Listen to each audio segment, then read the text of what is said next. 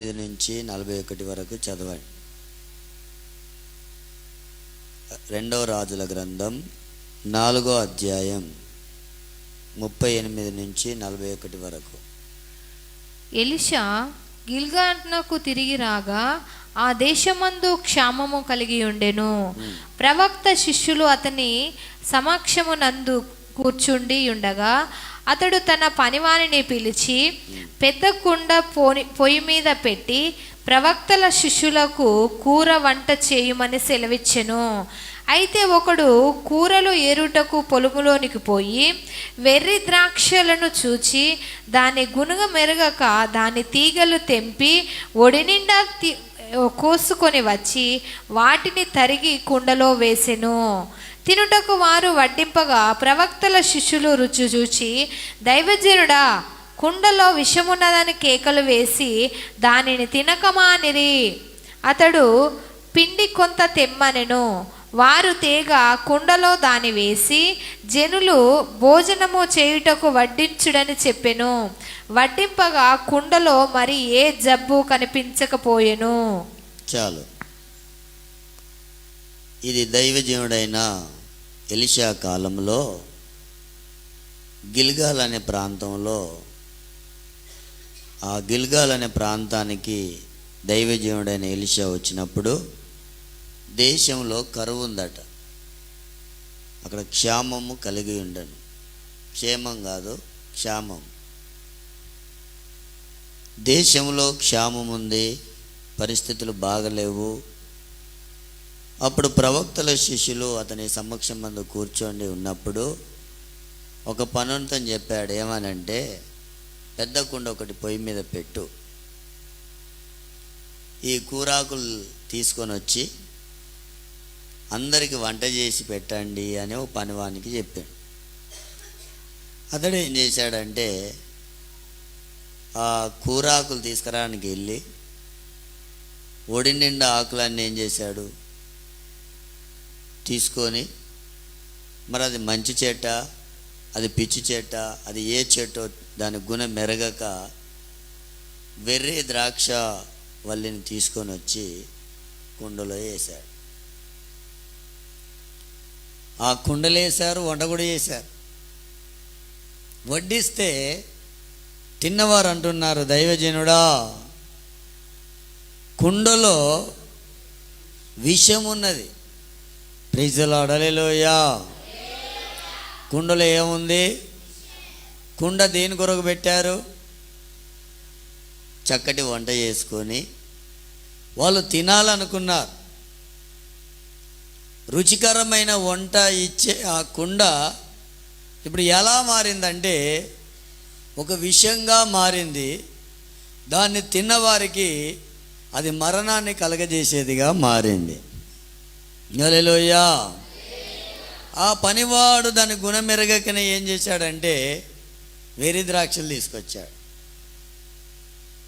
ఇక్కడ ఒక విషయాన్ని మీరు గుర్తుపెట్టుకోవాలి. మంచి ద్రాక్షవల్లి, వెర్రి ద్రాక్షవల్లి. వెర్రి అంటే పిచ్చిది, పిచ్చి చెట్లు అంటారు కదా. చెట్లు ఒకే తీరుగుంటాయి, కాయలు ఒకే తీరుగుంటాయి. ఇప్పుడు మన దగ్గర అడవి దొండ ఉంటుంది, మనం వండుకున్న దొండకాయలు కూడా ఉంటాయి. కాయలు ఎలా ఉంటాయి? ఒకటే రీతిగా ఉంటాయి. దాని చెట్టు కూడా ఎలా ఉంటుంది? ఒకటే రీతిగా ఉంటుంది. తేడా అనేది మాత్రం మనకు కనిపించదు. కానీ దాన్ని తిన్న తర్వాత అది మంచిదా, అది మంచిది కాదనే సంగతి మాత్రం మనకు తెలుస్తుంది. హల్లెలూయా. ఇప్పుడు ఒక పెద్ద కుండ పెట్టారు, అలా చక్కటి వంటకం తయారు చేస్తున్నారు. అన్ఎక్స్పెక్టెడ్గా ఇప్పుడు దాంట్లో వెర్రి ద్రాక్షలు పడడం వల్ల కుండలో ఏముందంటే విషము అనేది ఉంది. ఈ మాట గుర్తుపెట్టుకోవాలి. కొరింథీయులకు రాసిన 2వ పత్రిక 4వ అధ్యాయం 7వ వాక్యం చదవాలి. అయినను ఆ బలాధిక్యము మా మూలమైనది కాక దేవునిదై ఉండునట్లు మంటి ఘటములలో ఈ ఐశ్వర్యం మాకు కలదు.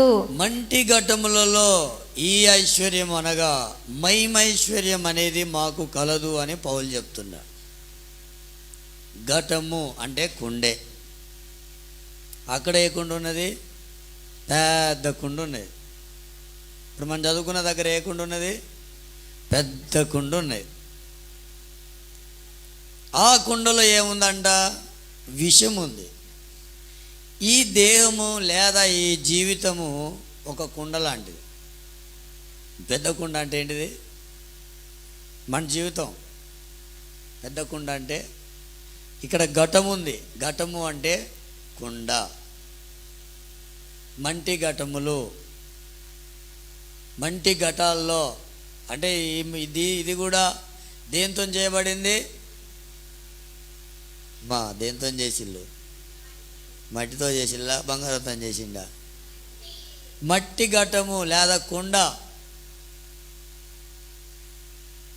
ఈ జీవితాన్ని చాలాసార్లు ఈ మట్టి కుండతో పోల్చడం జరిగింది.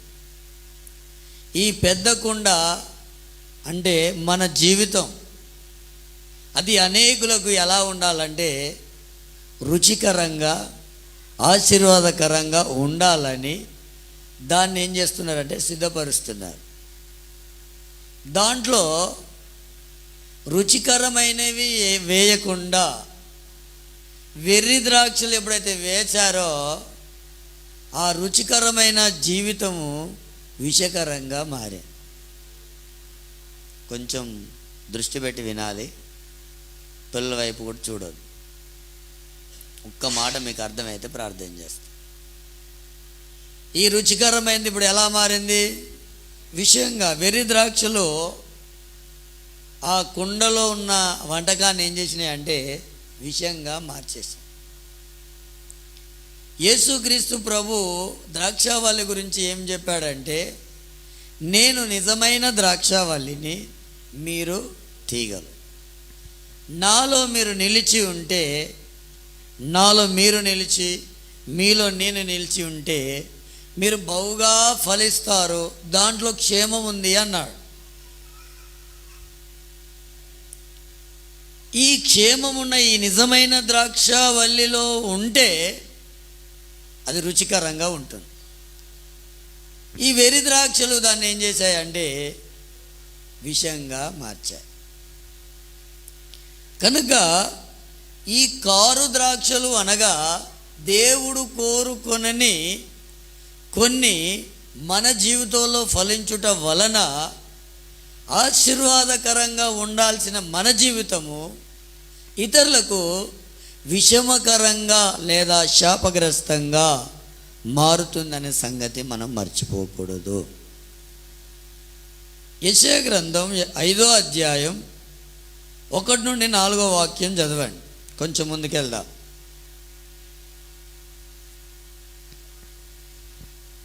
నా ప్రియుని గూర్చి పాడెదను వినుడి, అతని ద్రాక్ష తోటను బట్టి నాకిష్టుడైన వాని గూర్చి పాడెదను వినుడి. సత్తువ గల భూమిలో కొండ మీద నా ప్రియుని నొక్క ద్రాక్ష తోట కలదు. ద్రాక్ష తోట ఉండెను. ఆయన దానిని బాగా త్రవ్వి రాళ్లను ఏరి అందులో శ్రేష్టమైన ద్రాక్ష తీగలను నాటించెను. వాటి మధ్యను బురుజు ఒకటి వేయించి ద్రాక్ష తొట్టిని తొలిపించెను. ద్రాక్ష పండ్లు ఫలింపవలెనని ఎదురు చూచుచుండెను గాని అది కారు ద్రాక్షలు కాచెను. కావున యెరూషలేము నివాసులారా, యూదా వారలారా, నా ద్రాక్ష తోట విషయము నాకు న్యాయము తీర్చవలనని మిమ్ము వేడుకొనుచున్నాను. నేను నా ద్రాక్ష తోటకును చేసిన దానికంటే మరి ఏమో దానికి చేయగలను. అది ద్రాక్ష పండ్లు కాయునని నేను కనిపెట్టినప్పుడు అది కారు ద్రాక్షలు కాయుటకు కారణమేమి? కారు ద్రాక్షలు కాయుటకు కారణమేమి? ఆలోచించుడి. చాలు. ఒక చక్కటి తోట ఉంది, సత్తువ గల భూమిలో దాన్ని వేశాడు, దానికి బోరోజులు కట్టాడు, దానికి సారవంతమైన నేల అన్నీ ఉన్నా మంచి ద్రాక్ష పళ్ళు వస్తాయి అనుకుంటే దానికి కారు ద్రాక్షలు కాచాయి. కారణం ఏంటని దేవుడే అడుగుతున్నాడు. మనలో మంచి ద్రాక్ష పళ్ళు రావాలి. ప్రైజ్ ది లార్డ్, హల్లెలూయా. ఇప్పుడు మనము తోట సంఘము, చెట్లు మనం. ఈ పనివాడు తన గుణమెరగక ఏం చేశాడు? కారు ద్రాక్షలు తీసుకొచ్చాడు. లోకంలో నిజమైన ద్రాక్షవల్లి చెట్టు ఉంది, కారు ద్రాక్షలు కాచే చెట్టు కూడా ఉంది. ఇంకో మాటలు చెప్పాలి అంటే, ఈ మన జీవితంలో కుండ మన జీవితం అనుకుంటే, ఈ కారు ద్రాక్షలు అనేటివి మన స్వభావానికి గుర్తుగా చెప్పవచ్చు. కారు ద్రాక్షలు అనేటివి మన ప్రవర్తనే కావచ్చు, మన నడవడికే కావచ్చు, మన జీవిత విధానమే కావచ్చు. దేవుడు మంచి ద్రాక్ష పళ్ళు, ఒకవేళ మంచి ద్రాక్ష పళ్ళని తీసుకొచ్చి దాంట్లో వేస్తే అది రుచికరంగా మారేది. కానీ దాంట్లో ఏం వేశారు? బెర్రీ ద్రాక్షలు వేసిన కారణాన్ని బట్టి అది విషంగా మారిపోయింది. ఈరోజు కుండ అనగా మన జీవితం అనుకుంటే, ఆ కారు ద్రాక్షలు విషముగా ఎలా మారాయో, మన జీవితంలో కూడా ఎలాంటి విష సంబంధమైనవి ఏది కూడా ఉండకూడదు. స్తోత్రం చెప్పండి ఒకసారి, చెప్పాలి సంతోషంగా. నిలువెల్లనెప్పుడు విషమేనయ్యా, మనిషిగా పుట్టిన శరణేనయ్యా. నిలువెల్లనెప్పుడు విషమేనయ్యా, మనిషిగా పుట్టిన శరణేనయ్యా. పాపం కడిగావులే, విషమును విరిచావులే, పాపము కడిగావులే, విషమును విరిచావులే. నన్ను మనిషిగా ఇలలోన నిలిపావులే, నన్ను మనిషిగా ఇలలోన నిలిపావులే.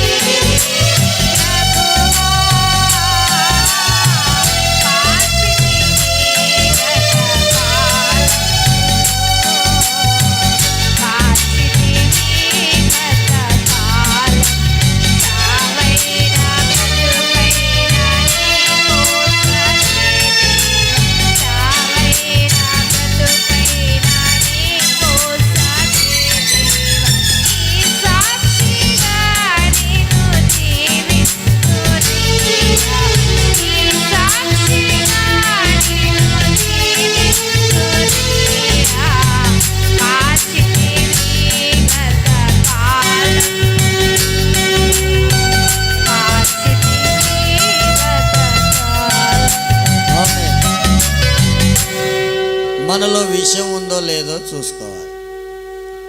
విషంతో పెట్టిల్లనుకో, బ్రతుకుతారా చనిపోతారా?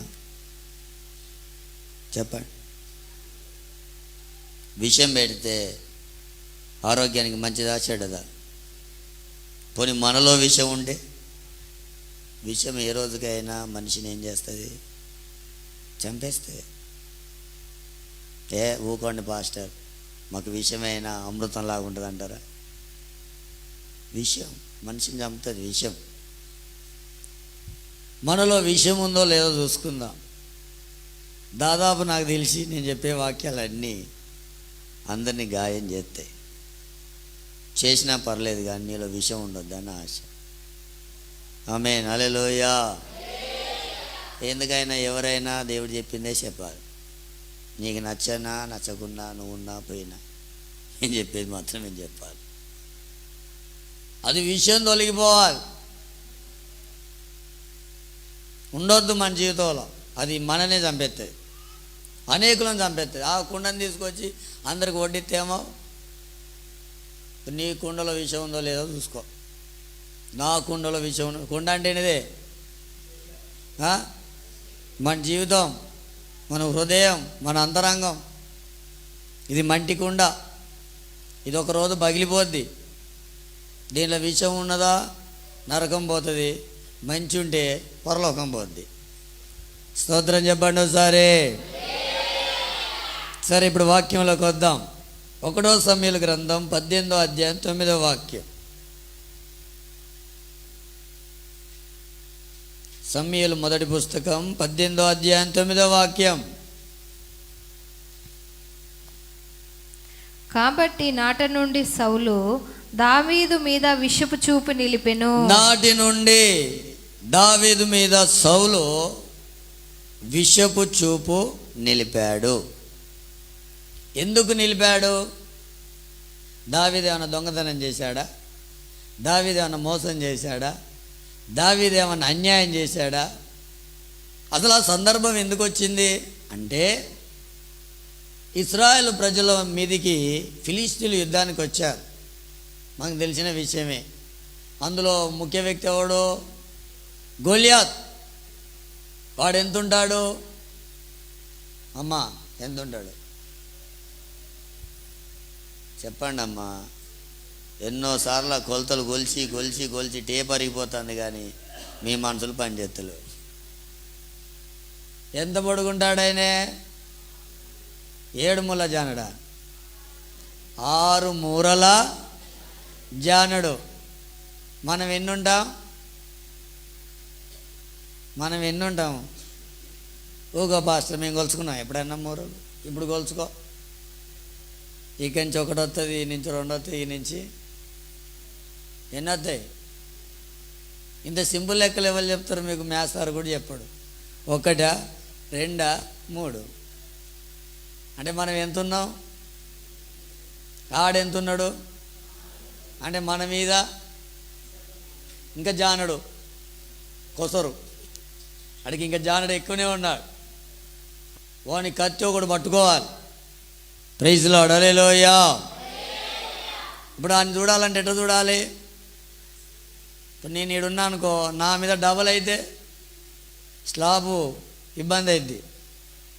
కింద కూర్చుని కింద నిలబడ్డా మళ్ళీ మనం నిలబడితే స్లాబ్ దాటిపోతుంది. ఇప్పుడు ఆయన ఎట్లా చూడాలి? ఆయన చూస్తే సైనికులకు అందరికీ దడ. ఏమంటారు? బతుకుంటే బజార్లో పుట్నాలైనా అమ్ముకొని బతుకోవచ్చట. అంతేనా కదా? ఆ చేతిలో చనిపోవడం ఎందుకు? సౌలు ఆ కాలంలో రాజు. ఈ రాజు ఎలాంటి వాడు తెలుసా? అందరికంటే హైట్ ఉన్నాడు. అందరికంటే ఈయన కూడా కొంచెం హైట్ ఉన్నాడు. ఇప్పుడు యుద్ధం ఎవరు చేయాలి? రాజు చేయాలి. రాజు కూడా భయమే.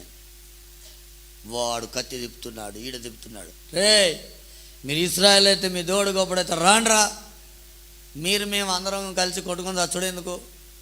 మా తరపు నుంచి నేను వస్తున్నా, మీ తరపు నుంచి ఒకళ్ళు తీసుకొని రండి.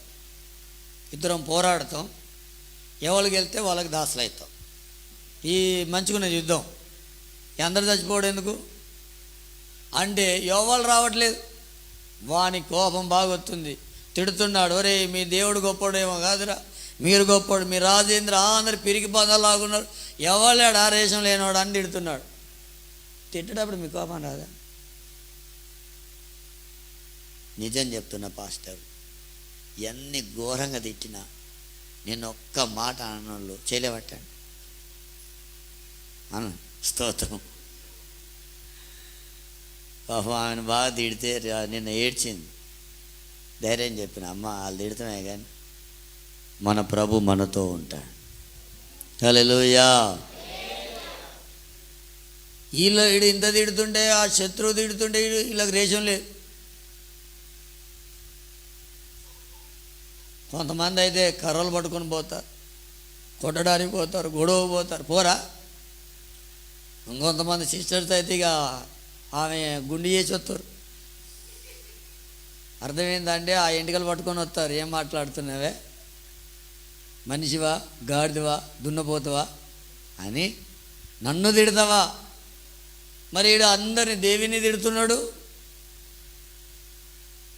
రాజుని తిడుతున్నాడు, సైనికులను తిడుతున్నాడు.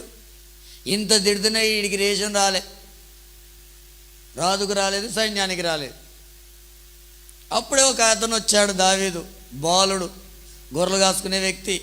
వాడు తిడుతున్నప్పుడు ఆ మాటలు ఈయన చెవిలో పడ్డాయి. స్తోత్రం, హల్లెలూయా. అప్పుడు దావీదు రాజున్నాడు, సైనికుల రాళ్ళకు లేని బాధ నాకెందుకు అని అనుకోలే.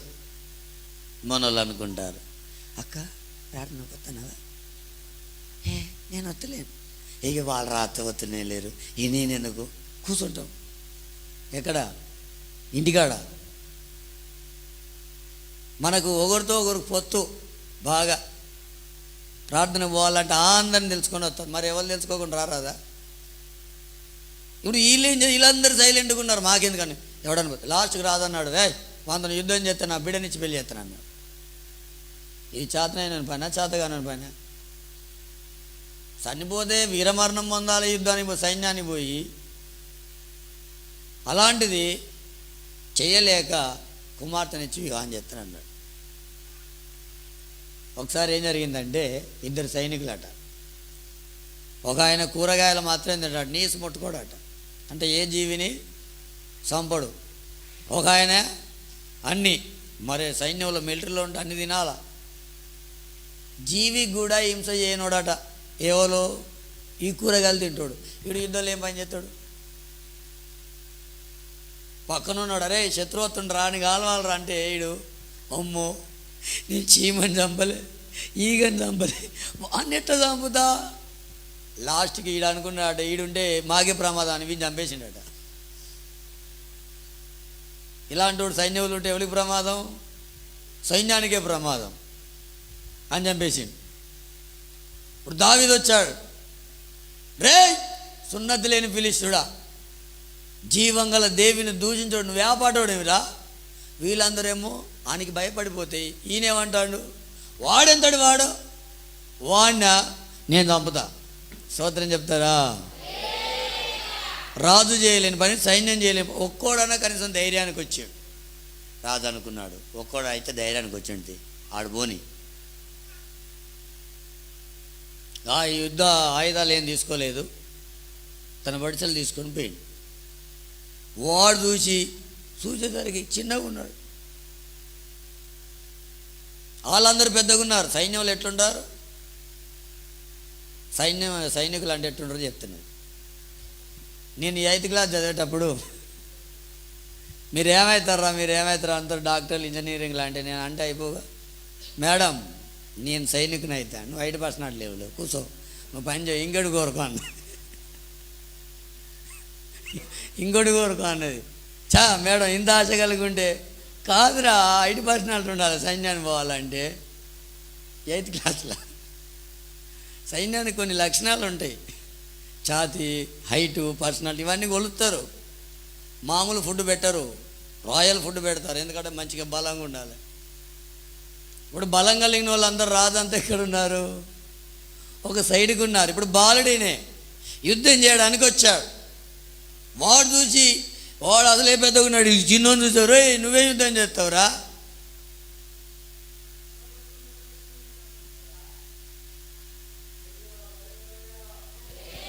యుద్ధం చేయడానికి ముందుగానే నేను కుక్కనారా, నా మీదకి వస్తున్నా, కుక్క మీదకి వచ్చినట్టు వస్తున్నావు అంటున్నావు. అంటే వాని గురించి వాడే కుక్క అనుకుంటున్నాడు. నీవు ఏ దేవిని దూషించావో ఆ దేవిని పేట నేను వస్తున్నా. కాసుకోరా భయ్, కాసుకో, ఈరోజు నువ్వా నేనా తెలుసుకుందాం. ఆడంటాడు, నేను చంపి ఆకాశ పక్షులకి ఎత్తానన్నాడు.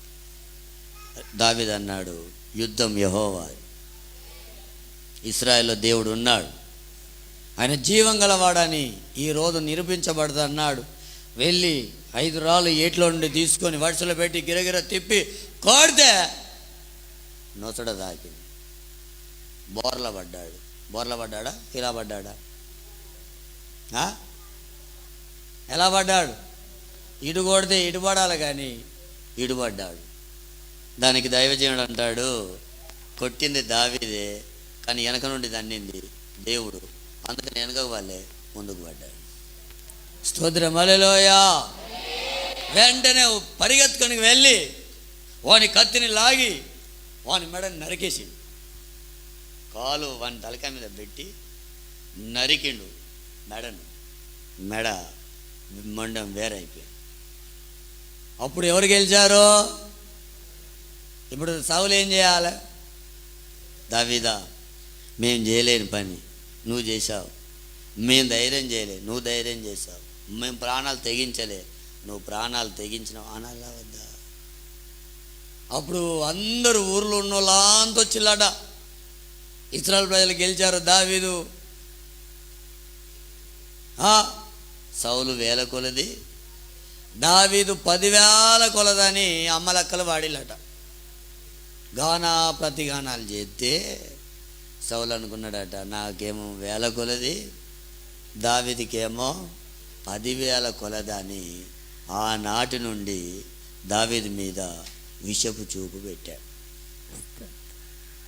స్తోత్రం చెప్పండి ఒకసారి. ఏ చూపు అది? చూపుల్లో విషయం ఉంటుందట. నాకు ఈ వాక్యం చదివినప్పుడల్లా బాధ. పెద్దోళ్ళు చిన్నోడిని ఏం చేస్తున్నాడు? విషపు చూపు అంటే వీడిని ఎప్పుడూ చంపాలి. మాట ఇచ్చినగా బిడ్డను వివాహం చేస్తానని చేసిన కుమార్తెను వివాహం చేసిండు, కానీ ఎప్పుడు చంపాలని ప్లాన్. ఎవరిని? దావీదును. మరి దావీదు ఏం తప్పు చేశాడు? ఏమైనా తప్పు చేశాడా?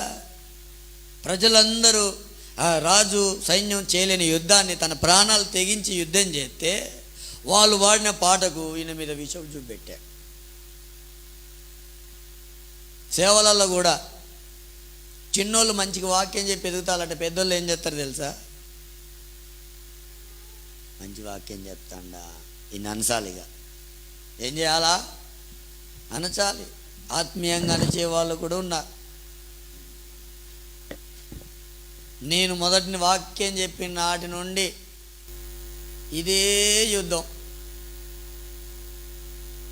నేను బాగా వాక్యం చెప్పి వాళ్ళు సంతోషపడితే నాయనకు నాయన వచ్చి అంటాడు కదా, నేను ఆరాధన చేస్తే వాక్యం బాగా వచ్చింది, లేకపోతే రాకపోనట. అంటే ఈయనకి ఏమైతే లేదు, జీర్ణం కావట్లేదు. ఒక వ్యక్తి డెవలప్ అయితే, ఒక వ్యక్తి అభివృద్ధిలోకి వస్తే, ఒక వ్యక్తి ఆత్మీయంగా ఎదగగలిగితే, ఒక కుటుంబం ఉన్నత స్థానంలో నిలబడాలని కోరుకుంటే ఈ వ్యక్తికి ఏం కావట్లేదు అంటే జీర్ణం కావట్లేదు. అప్పుడు అతని వ్యక్తి లోపల అతని చూపుల్లో ఏమొస్తుందంటే విషం. ప్రైజ్ లార్డ్, హల్లెలూయా. ఇప్పుడు పెద్ద కుండలో ఏమొస్తుంది? విషం, విషపు చూపు. యేసుప్రభు అంటాడు, నీ కన్ను మంచిదైతే నీ దేహం ఎలా ఉంటుంది? నీ కన్ను మంచిదైతే నీ దేహం అంతా వెలుగుమయంగా ఉంటుంది. ఒకవేళ నీ కన్ను చెడిపోతే నీ దేహం అంతా చెడిపోతుందంటే విషంగా మారుతుంది. కన్నులో విషం ఉందనుకో దేహం అంతా విషమైపోతుంది. ఒకవేళ కన్ను చెడిపోయిందనుకో దేహం చెడిపోతుంది. కన్ను ఏ విధంగా ఉంటే దేహం కూడా అదే విధంగా మారుతుందని యేసయ్య చెప్పాడు. ప్రైజ్ లార్డ్, హల్లెలూయా. పాముకు తలలో విషం ఉంటుంది, తేలుకు తోకలో ఉంటుంది, మనిషికి నిలువెల్ల నెప్పుడు విషమేనయ్యా. మనిషిగా పుట్టిన సర్పాన్నయ్యా, నిలువెల్ల నెప్పుడు విషమేనయ్యా.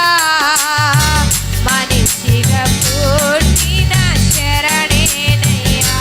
పాపము కడిగావులే, విషమును విరిచావులే. పాపము కడిగావులే, విషమును విరిచావులే. నన్ను మనిషిగా ఇళ్ళలోన నిలిపావులే. నన్ను మనిషిగా ఇళ్ళలోన నిలిపావులే. నిలువెల్లో ఉన్న ఆ విషయాన్ని తీసేసుకో. విషము నిన్ను చంపుతుంది, నీ ద్వారా ఇతరులను కూడా చంపేస్తాయి. అంటే ఇప్పుడు మన చూపులు ఏముండొద్దు? విషం అనేది దేనికి ఉంటుంది?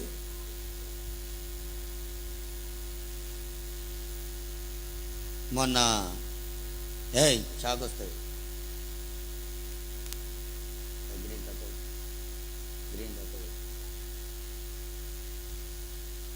చక్కగా కూర్చోండి పిల్లలు. విషయం దేనికి ఉంటుంది? చూసిళ్ళు ఎప్పుడన్నా? దాని నోట్లో వేలిపెట్టి చూడండి. మొన్న మేమిద్దరం మందిరం దగ్గర ఉన్నప్పుడు మరి పాషమ్మకి అరటి చెట్టు ఉండే, మరి దానికోసం పోయిందో దేనికోసం పోయిందో కానీ నాకు మౌన్ చూసింది. తొందరరా అంటే నాకు అర్థమవుతుంది ఆ స్వరంని. ఏమని? పాము అనుకున్నా నేను కూడా. తీరబోయి చూస్తే మంచిగా పడుకుంది. పడుకుంటామైతే అని వదిలేద్దామా? ఎందుకు? అది విష పురుగు. అది విషంతో ఎవరినైనా కాటేసింది అనుకో, మొత్తం మీద అనేక ప్లాన్లు పాశం ఇచ్చి ఎంతో ప్లాన్ వేసి దాన్ని చంపించింది. కిందుండే చంపరాదని గోడెక్కించింది. మొత్తం మీద దానికి ఫస్ట్ కొడితే తాకలే, అది పడిగిప్పింది. పగ, విషం. మనిషికి పగ అనేది ఒక విషం లాంటిది. చూపుల్లో కూడా ఇతరులను ఓర్వలేనిది కూడా ఒక విషపు చూపు. అది మన జీవితంలో ఏం కావద్దంటే ఈరోజు ఉండకూడదు. ఆమేన్, హల్లెలూయా. చెడ్డ కన్నులు అన్నది బైబిల్లో. ఏ కన్నులు? ఎందుకు చెడ్డ కన్నులు అవి? కన్నులు చెడ్డవి కాదు. మీరు అనుకునేరు చెడ్డ కన్నులు ఎట్లుంటే చూపెట్టు పాస్టర్. కన్నులు ఒకటే, కానీ ఆ చూపుల్లో చెడు దాగుండడం వల్ల అవి చెడ్డ కన్నులు. ఒక ఆమె చీర మంచిది కట్టుకున్నది అనుకో, మనసులో ఏమనుకోవాలి? అది 2 రోజులలో అది చినగాలి. అది మా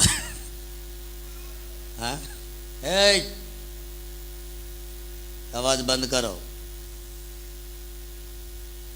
ఏం చేయాలి?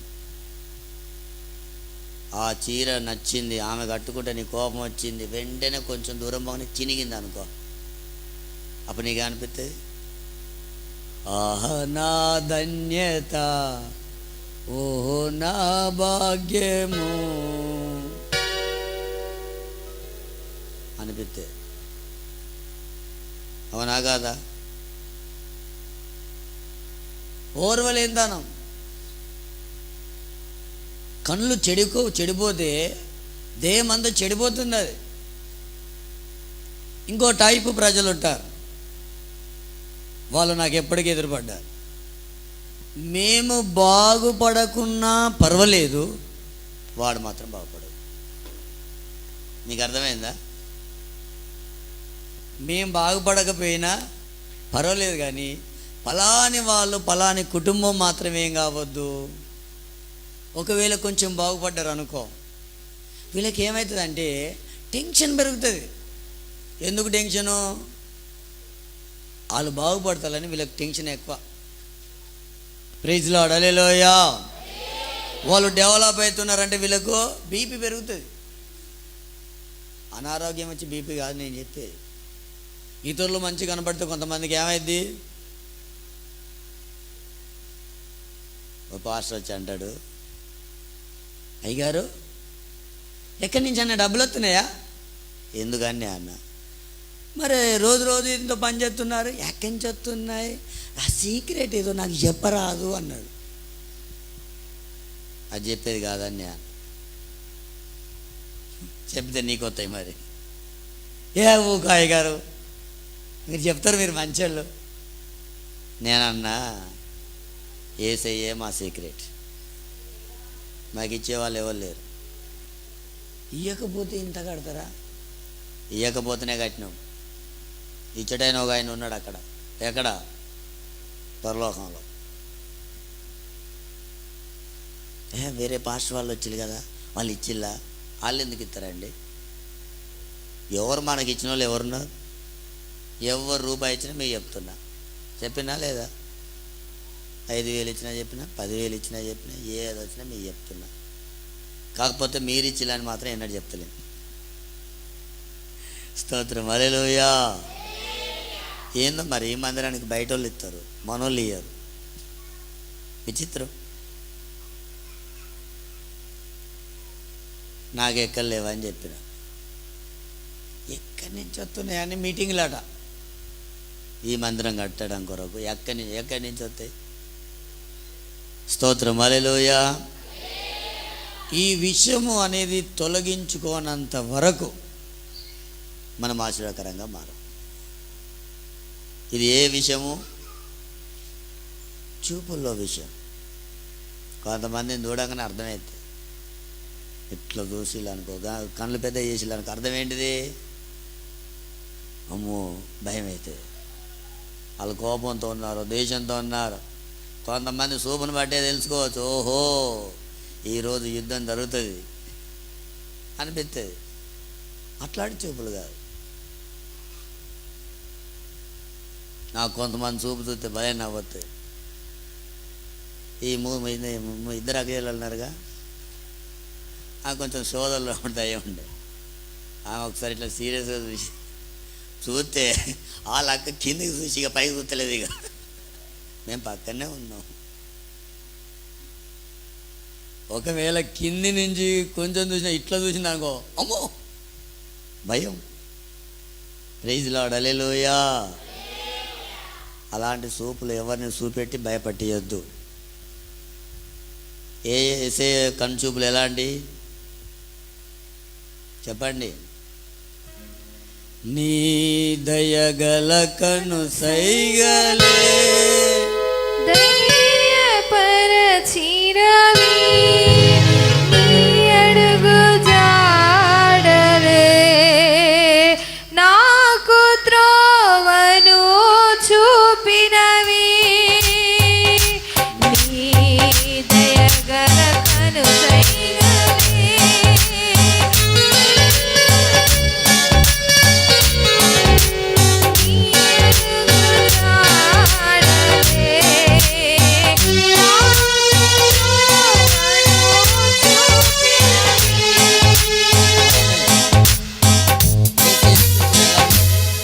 దయగలిగిన ఒక పాపాత్మురాలైన స్త్రీ వచ్చి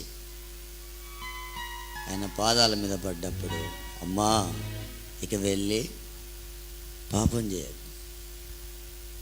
కుండోని చూసిండు, కనికరపడ్డాడు. ఆయన చూపే ఎంతోమంది బ్రతుకుల్ని ఈనాటి వరకు మార్చింది. మన చూపులు చెడగొడతాయి, బాగు చేయి. ఆ చూపు మనకు ఉండదు. ఆ సౌలు విషపు చూపు ఎప్పుడు పోలేదు, చనిపోయేదాకా కూడా పోలే. లాస్ట్కు అతని విషమే అతను ఏం చేసింది? చంపింది. అతని ఈట మీద తానే పడి చచ్చాడు. విషం అనేది ఎప్పుడైనా మనిషిని చంపేస్తుంది, మనకు ఉండదు. 2 పెదవుల కింద విషం అనేది ఉండదు. కీర్తనల గ్రంథం 143.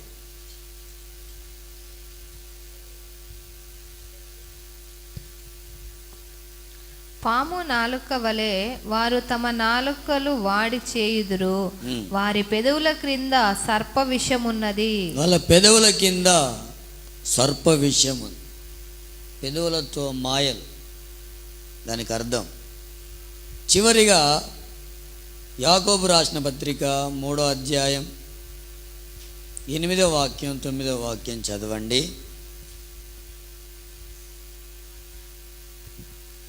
ఏ నరుడును నాలుకను సాధువు చేయనేరడు, అది మరణకరమైన విషముతో నిండినది. అమ్మో, నాలుక కాట మరణకరమైన విషయం ఉంటుందట. కనిపించిందా మీకు ఎప్పుడన్నా? నాలుక ఉన్నదా మీకు? చూసుకోండి, ఉన్నదో లేదో, మాయమైంది కావచ్చు. మీకు నాలుగు ఉందా లేదా? మన ఎవరు వంజ చూపెడుతుంది. మీకు నాలుగు ఉన్నదా? ఒకసారి చూసుకోండి.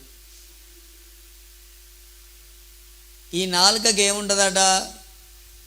మరణకరమైన విషం అనేది ఉంటుంది.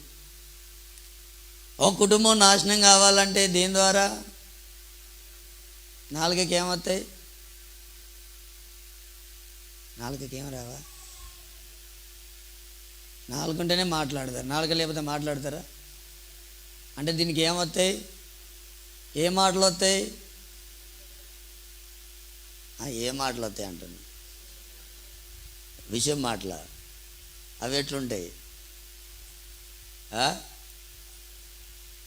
నాశనం అయిపోతాయి. వాళ్ళు ఒక్కసారి వచ్చి మాట్లాడిల్లంటే ఇక అలా భార్యాభర్తలు ఇక ఆ రోజు ఆగమైనట్టే. విషయం కక్కుతారు మాటలల్లా. కొంతమంది సేవకుల మీద కూడా విషయం కక్కుతారు. సర్ప విషయం. మరి మా నాలుక ఎలా ఉంది? ఏ మాటలు పలుకుతున్నాం? మన పెదవులలో ఎలాంటి విష సర్పం ఉంది, విషం దాగి ఉంది? మన నాలుకలో విషం, మన చూపులో విషం, మన పెదవుల కింద విషం. మన నాలుక దేంతో నిండుకున్నది అంటే విషంతో నిండుకున్నది. అది చిన్న అవయవమైనా అదిరిపడుతుందట. సర్వ ప్రపంచానికి ఇది ఏం చేస్తుందంటే చిచ్చు పెడుతుంది. స్తోత్రం చెప్తారా? హల్లెలూయా. కుటుంబాల్లో చిచ్చు పెట్టేది ఏంటిది? నాలుగే. కుటుంబమే కాదు, సర్వ ప్రపంచానికి ఈరోజు చిక్కు పెడుతుంది. నాలుక అగ్నియే. అగ్ని. నాలుక మన అవయములలో నుంచబడిన పాప ప్రపంచమై సర్వ శరీరమును మాలిన్యము కలుగజేయుచు ప్రకృతి చక్రమునకు చిచ్చు పెట్టును. అది నరము చేత చిచ్చు పెట్టబడును. ఏ మనుషుడు నాలుకను సాధు చేయనేరడో, ఏ నరుడును నాలుకను సాధువు చేయలేరడు. అది మరణకరమైన విషముతో నిండినది. మరణకరమైన విషయంతో నిండుకున్నది. అది నిరర్ఘణమైన దుష్టత్వమే. దీనితో తండ్రి అయిన ప్రభువును స్తుతింతుము. దీనితోనే స్తుతి స్తోత్రం. దీనితోనే దేవుని పోలికగా పుట్టిన మనుష్యులను శపింతుము. చాలు. Praise the Lord. హల్లెలూయా. ఏంటి దీనిలో ఉన్న విషయం అంటే, ఆదివారం వచ్చి స్తోత్రం స్తోత్రం శుద్ధి స్తోత్రం శుద్ధి స్తోత్రం, ఇంటికి పోయినాక నువ్వు నాశనం అవుతావురా, నువ్వు నాశనం అవుతావే, ఆడి కుటుంబం నాశనం అవుతుంది. దీంతోనే స్తుతిస్తా. దీనితోనే కొంతమంది మంచి శ్రేష్టమైన విశ్వాసులు నాకు తెలుసు, నన్ను పక్క పెట్టుకొనే తిడతారు. ఆడు ఉన్నాడు తింటే బాగుండదు అనుకోరు. మళ్ళీ ఏమంటారు తెలుసా? ఇగో పాస్టర్ ఏమనుకోకు, కోపంలో అనాల్సి వస్తుంది, కానీ మీరు ఏమనుకున్నా పర్వాలేదు. ఇక అనుకున్నాడు ఎక్కడిది? ఆల్రెడీ మనోళ్ళకి మొత్తం గవర్నమెంట్ AK-47 ఇచ్చేసింది. ఎందుకు? ఒక్కసారి స్టార్ట్ చేసి పిస్తోల్ అంటేనేమో మొగలు పిస్తోల్ అంటారు, ఒకటి కాలుతారు ఇట్లా, ఒకటి కాల్చిన తర్వాతనే ఇంకోటి కాలుతారు, ఇంకోటి కాల్చిన తర్వాతనే ఇంకోటి కాలుతారు. పిస్తోల్ దానికి లిమిట్ ఉంటుంది, కానీ AK-47కో లిమిట్ ఉండదు. ఆన్ చేసింది అనుకో ఇక చుట్టూ రౌండే, ఒక్కళ్ళున్న ఇద్దరున్న నలుగురున్న రౌండ్ వేసిళ్ళు అనుకో, వాళ్ళ దెబ్బకే తెస్తారు ఇక. స్తోత్రం. హల్లెలూయా. సంతోషంగా చెప్పండి. ఈరోజు నుంచి మీరు AK-47 పట్టుకోరు. మీరు కాల్చి కాల్చి కాల్చి చాలా తూట్లు పడ్డోళ్ళు చాలామంది ఉన్నారు. అవి బాగు చేసుకుంటాం, రిపేర్ చేసుకుంటాం, కానీ మీ AK-47తో మేము పెట్టుకోలేము. స్తోత్రం చెప్తారా? మరి ఉన్నాయా లేవో చూసుకోండి. ఉన్నాయా? విపెన్స్ వేస్తే మాత్రం వెయ్యి పేరుడే, ఆ కుటుంబం నాశనం కావడే. మంచి మంచి ఆయుధాలు. మన ఆయుధం ఏంటిదనుకుంటున్నారు? నాలుక. ఇది కంట్రోల్ ఉంటే ఈ టోటల్ కంట్రోల్ ఉంటుంది. ఇది అసలే ఉండదట, దానికి ఇష్టం ఉండదు. ఒక ఆమె మంచి విషయాలే చెప్తాంది. అబ్బా ఎంత భక్తి పర్రాలు, మంచి విశ్వాసం అన్నీ చెప్తాంది. అన్నీ నినుకుంటుంటే గీటేటో చూసిన, ఇవా ఇదుడు అన్నది. అబ్బో ఇటును అన్నది. వెంటనే స్కూల్లో సార్ అంటాడుగా, స్టాండర్డ్ ఈజ్ అటెన్షన్ అన్నట్టు పెట్టున్నా. ఇటును అంటే అది ఇప్పుడు ఆమె సేవ చేస్తుందా, నేను సేవ చేస్తానా, నేను విశ్వాసనా ఆమె విశ్వాస, ఏంది ప్రభా అన్నా నేను ఇంటా, మరి ఏం చేస్తా, ఇప్పుడు ఆయన గొడవ పెట్టుకునేది ఉన్నదా, వినుకుంటున్నా. చూసారా మాట మాట ఎంతలో వస్తుంది. నాకు అప్పుడు అర్థమైంది, కంట్రోల్ లేదు. ఏది లేదు కంట్రోలు? నాలుక. మోసకరమైన నాలుక నీకేమొచ్చిందే అంటాడట దేవుడు. 120వ కీర్తన 2వ వాక్యం, 3వ వాక్యం, 4వ వాక్యం దాకా చదవండి. మోసకరమైన యెహోవా అబద్ధమాడు పెదవుల నుండి మోసకరమైన నాలుక నుండి నా ప్రాణమును విడిపించు. మోసకరమైన నాలుక ఆయన నీకేమి చేయును, ఇంతకంటే అధికముగా నీకేమి చేయును. తంగెడు నిప్పులతో కూడిన బాణములను, బలాగ్యుడు వాడిగల బాణములను నీ మీద వేయును. అయ్యో, చాలు. తంగేడు నిప్పులతో చేస్తాడా, కాల్తాడట దేవుడు. దేన్ని? మోసకరమైన నాలుక నీకేమొచ్చిందే. మనోళ్ళు అంటారు, నీకేం పోయే కాలమే ఇట్లా మాట్లాడుతున్నావు. వాళ్ళకి కాదు పోయే కాలం,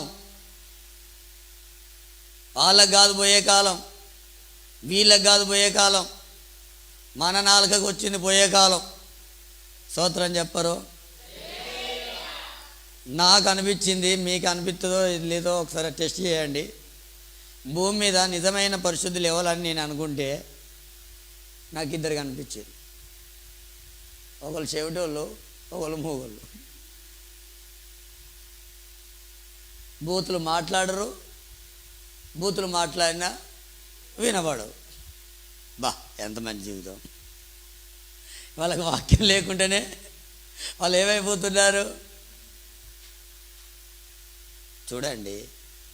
ఎన్ని సంవత్సరాలున్నా మన నాలుక మన సర్వ శరీరానికి మాలిన్యం లేకపోతే విషాన్ని కలగజేసి ఈ నాలుక ద్వారా ఈ శరీరము అనారోగ్యానికి కూడా గురవుతుంది. హల్లెలూయా. నరం లేని నాలుక ఏం చేస్తుందాడా? ఏం చేస్తుంది? ఎముకల్ని తుక్కు చేసేస్తుంది. పోలీస్ స్టేషన్ పోయినాం అనుకో, మాట్లాడేది ఏది? ఇది కొంచెం తేడా మాట్లాడితే ఈ ఎముకలన్నీ ఏమవుతాయి? సాప్ అయిపోతాయి. అర్థమవుతుందా? అందుకే చాలా జాగ్రత్తగా వాడాలి. ఇది ఒక బాణం లాంటిది. బాణం గురి చూసేయాలి. గురి లేకుండా వేసినాం అనుకో అది ఎవడికన్నా తాగుతుంది. అందుకని మనం దీన్ని ఏం చేయాలంటే కొంచెం కంట్రోల్లో పెట్టుకోవాలి. ఇది మనకు విషయాన్ని కలగజేస్తుంది. విషం, ఆ విషయం మనలో ఉండకూడదు. మనకు ఈ సర్వ ప్రపంచానికి మరణకరమైన విషయం ఉంటుంది దీంట్లో. మామూలు విషయం కాదు. కొండాలు పెట్టించేది ఇదే, కుటుంబాలకు చిచ్చు పెట్టించేది ఇదే, సంఘాల మధ్యలో చిచ్చు పెట్టించేది ఇదే. ఏదైనా ఇంకా మనలోకి ఇది ఆగదు. సిస్టర్స్కి అయితే నాలుక బంగారం. ముగ్గురు కూర్చున్నారు అనుకో, మంచిగా మాట్లాడతారు. ఫస్ట్ తిన్నరా, ఉన్నారా, ఎడవతున్నావా అక్క, ఏం పని చేస్తున్నావే అక్క, అక్క అక్క అక్క. ఎందుకంటే బండి స్టార్ట్ చేసేటప్పుడు ఫస్ట్ గేర్ వేస్తాం. ఎందుకంటే ఫస్ట్ ఒకటేసారి స్టార్ట్ చేసి 4 వేస్తే పోదు, 3 వేసినా పోదు, 2 వేసినా పోదు. ఫస్ట్ ఎంత వేయాలి? ఒకటే వేయాలి. దాని అర్థం ఏంటంటే బాగున్నారా, తిన్నారా, ఉన్నారా, కూర్చొని మంచిగా అంత అయిపోయిన తర్వాత అప్పటికే బట్టలు పిండేస్తారు, ఏది గిన్నెలు కడిగేస్తారు, అన్నీ అయిపోతాయి. ఇక లైన్ మీదకి వస్తారు. ఇక మాట మాట మాట మాట మాట పెరిగి, కాదు నేను చెప్తా, నువ్వాగే నేను చెప్తా, నువ్వాగు నేను చెప్తున్నా. ఇక చూసుకో, లాస్ట్కి మొత్తం మీద అది గొడవలాగా అయిన తర్వాత ఎవరో ఒకరు సద్దు మణిగిస్తే ఇంటికి పోతారు. అవునా కాదా? ఇప్పుడు ఎక్కువ గొడవలు దేంతో వస్తున్నాయి? డబ్బులు లేక వస్తున్నాయా? మనలో వరదీసిన కత్తులాంటివి. ఏది? నాలుక. ఏ కత్తి? కత్తి ఎప్పుడు పడితే అప్పుడు తీస్తారా? ఎప్పుడు తీస్తారు? ఎప్పుడు తీస్తారమ్మా? దానికి ఎప్పుడు యుద్ధం ఉంటుందో అప్పుడే తీస్తారు. కానీ మనలకు అప్పుడు కాదు, రెడీగా పెట్టుకోండ్రు. తేడా వచ్చిందంటే కత్తి, వరదీసిన కత్తి తీసిల్లు అనుకో, ఆడు చచ్చిపోయినట్టే. మోసకరమైన నాలుక దేవుడు నీకేం చేశాడు? ఇది నిన్ను నన్ను మోసం చేస్తుంది. స్తోత్రం చెప్పండి ఒకసారి. మనిషి శరీరం మాలిన్యం అయ్యే దేంతో? ఒకటి చూపు అయితే, రెండు నాలుకేగా. తీయటి మాటలు. అర్థమవుతుందా? అందుకనే మన నాలుక మన స్వాధీనంలో ఉండాలి. యెషయా భక్తుడు అనుకున్నాడు, నా అంత పరిశుద్ధుడు లేడనుకున్నాడు. నేనే పరిశుద్ధుని. దేవునికి విరోధంగా బతుకుతారు, మీకు శ్రమ. మీరు దేవునికి అయిష్టంగా ఉంటారు, మీకు శ్రమ అని ఎవరు కలిసిన వాళ్ళకు శ్రమ చెప్తే ఒకసారి దేవుని దర్శనం కనిపించి అప్పుడు ఆయన శ్రమ అంటలేడు, అయ్యో ప్రభువా నేను అపవిత్రమైన పెదవులు గలవాడను, అపవిత్రమైన మనుషుల మధ్యలో ఉంటున్నా, నేను అపవిత్రున్నే అని గోడ పెడతాను. వెంటనే దేవదూత బలిపీఠం నిప్పులు తీసుకొచ్చి అతని పెదవులో తగిలించినప్పుడు ఆ పెదవులకు దోషానికి ప్రాయశ్చిత్తం కలిగింది. అయ్యో నేను అపవిత్రమైన పెదవులు గలవాడను, అపవిత్రమైన పెదవులు గల జనుల మధ్యను నివసించువాడను, నేను నశించి తిని రాజును సైన్యములకు అధిపతియగు యెహోవాను నేను కన్నులారా చూచి తిననుకొంటిని. స్తోత్రం చెప్పండి ఒకసారి. ఇంతకాలం ఇతరుల దోషాలు మనం చూడవచ్చు, కానీ మన పెదవుల నాలుకలో ఉన్న దోషాన్ని మనం చూసుకోవాలి. నువ్వు సండే రోజు తిట్టి వచ్చి ఆరాధన చేసినావు అనుకో, ఒక్క బావిలో నుండి 2 రకాల నీళ్ళు వస్తాయా? ఉప్పు నీళ్ళు, మంచి నీళ్ళు వస్తాయా? ఎప్పుడన్నా చూసిల్లా? ద్రాక్ష చెట్టుకు అంజూర పండ్లు చూసారా? వస్తే మంచినీళ్ళే రావాలి, లేదా ఉప్పు నీళ్ళే రావాలి. కానీ మనిషిలో 2 వస్తున్నాయి. ఏంటంటే దేవుణ్ణి స్తుతిస్తున్నాడు, అదేవిధంగా దేవుని పోలికలు ఉన్న మనిషిని కూడా శపిస్తాడు. ఈ 2 రాకూడదు. అందుకనే మన నాలుకలో మన పెదవులకు ఉన్న దోషాన్ని ఈరోజు మనం ప్రాయశ్చిత్తం చేసుకోవాలి. అది దేని ద్వారా అంటే బలిపీఠం యొక్క అగ్ని ద్వారా మన పెదవులకు ప్రాయశ్చిత్తం కలుగుతుంది. హల్లెలూయా. గత నెలలో ఎవరినైనా అని ఉండొచ్చు, గత సంవత్సరంలో ఎవరినైనా అని ఉండొచ్చు, కానీ ఈ నెల నుంచి మనము దేవుని వాక్యానుసారంగా మనము జీవిస్తే మన జీవితాలు ఏవైతే అంటే ఇతరులకు ఆశీర్వకరంగా మారుతాయి. ఎలీషా అన్నాడు, పిండి తెమ్మన్నాడు. నేనేమన్నాడు? పిండి. గింజలు దంచబడి మెత్తన చేయబడితే ఏం మారుతుంది? పిండిగా మారుతుంది. ఆ పిండి ప్రభువైన యేసుక్రీస్తు. ఆ విషం కుండలో వేసినప్పుడు ఆలో ఉన్న విషం విరిగిపోయి దాంట్లో ఏ జబ్బు కూడా కనిపించలేదు. ఈరోజు యేసయ్య మనలోకి రావాలంటే ఆ విషయం ఏం కావాలంటే విరిగిపోవాలి, లేదా తీసివేయబడాలి. అపోస్తుల కార్యములు 1వ అధ్యాయం మొదటి 2-3 మాటలు చదవండి, ప్రార్థన చేసుకుందాం.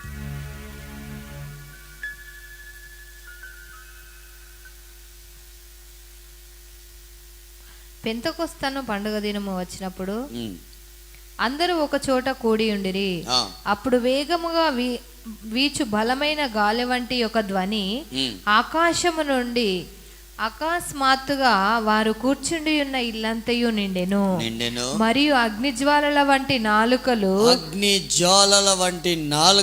విభాగింపబడినట్టుగా వారికి కనబడి వారిలో ఒక్కొక్కని మీద వ్రాలగా అందరూ పరిశుద్ధాత్మతో నిండిన వారై ఆ ఆత్మ వారికి వాక్శక్తి అనుగ్రహించిన కొలది అన్య భాషలతో మాట్లాడసాగిరి. ఈ నాలుక అగ్ని జ్వాలల వంటి నాలుకలుగా మార్చబడాలి, పరిశుద్ధాత్మ చేత నింపబడాలి. అన్య భాషలు మనం పొందుకోవాలి. అన్య భాషలతో మనం ప్రభుని ఏం చేయాలంటే ఎప్పుడు కూడా స్తుతించాలి. ఈ అన్య భాషలో మనల్ని పరిశుద్ధాత్మ అభిషేకం అగ్ని అనేది మన పెదవులని మన నాలుకని ఏం చెప్తుందంటే కాల్చి శుద్ధి చేసేస్తాయి. దుర్భాషలు కాదు, మన నోటి నుండి ఎప్పటికి కూడా అన్య భాషలు రావాలి. స్తోత్రం చెప్తారా? కొంతమంది పరిశుద్ధాత్మ పొందుకున్నారు. అలాంటి వాళ్ళకు దుర్భాషలు ఎక్కువ వస్తాయి. దుర్భాషలు వచ్చేటోళ్ళకు అన్య భాషలు రావు. గుర్తుపెట్టుకో. ఎందుకంటే అపవిత్రమైన నోట పరిశుద్ధమైన భాషలు రావు. అది నా అనుభవంగా చెప్తాను. బాగా ఆశ ఉంది పరిశుద్ధాత్మ అభిషేకం పొందాలి. ఎంత ప్రార్థన చేసింది, ఎన్ని ఉపవాసాలు ఉండాలి. ఈ చేతులు చప్పట్లు కొడుతుంటా అంటే ఎంత మొదలు కట్టినట్టుంది. నా వల్ల కాదనిపించేది. ఎంత స్తుతించినా ఓన్లీ శక్తి చేతినే నింపబడేది. ఇంకా నా చుట్టుపక్కల వాళ్ళు అయితే అన్య భాషలు పొందుకొని వాళ్ళు పొరలాడుకుంటూ ఎంత ఆత్మలో సాయంత్రం దాకా ఆనందించేది. మనకు అర్ధగంట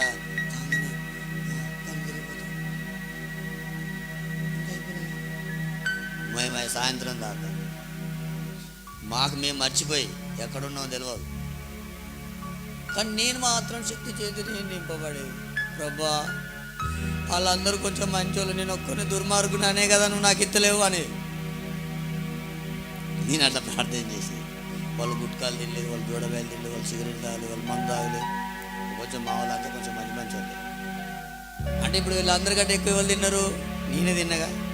అందుకని నేను బాగా దుర్మార్గుని కాబట్టి నువ్వు నాకు ఇత్తలేవు అని మళ్ళీ ఏడ్చి తెలవాక.